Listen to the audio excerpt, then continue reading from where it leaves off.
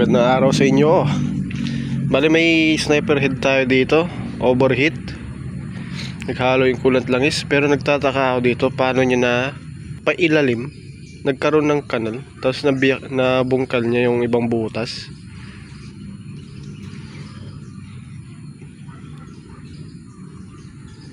Ewan ko kung may nakaranas na nito, pero grabe to. Paano niya nabungkal nang hindi nasisira yung chamber? So yan, gagawa natin to ng paraan. Grabe, ang lala. Kailangan i-resurface.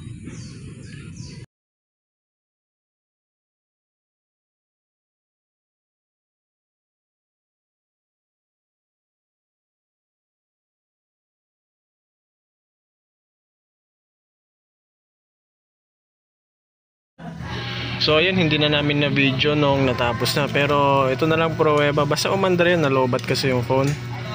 So yan, resurface lang na buhay pa kaysa naman kumasos yung may-ari ng mas malala.